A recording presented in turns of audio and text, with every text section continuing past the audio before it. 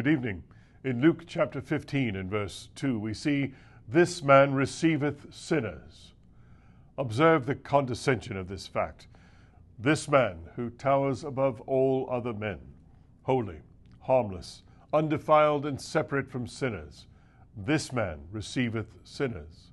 This man who is no other than the eternal God, before whom angels veil their faces, this man receiveth sinners.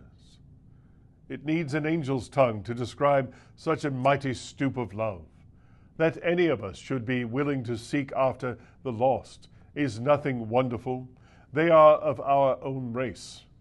But that he, the offended God, against whom the transgression has been committed, should take upon himself the form of a servant and bear the sin of many, and should then be willing to receive the vilest of the vile, this is marvelous.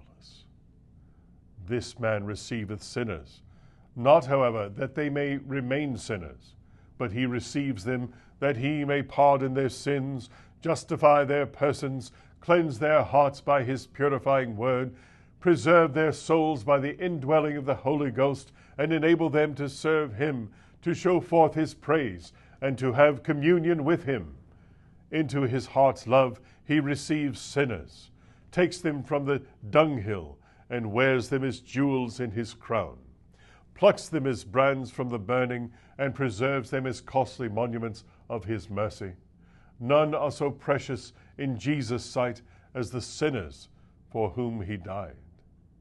When Jesus receives sinners, he has not some out-of-doors reception place, no casual ward where he charitably entertains them as men do passing beggars, but he opens the golden gates of his royal heart and receives the sinner right into himself.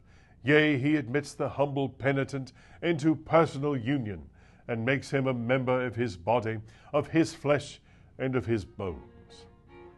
There was never such a reception as this. This fact is still most sure. This evening, he is still receiving sinners.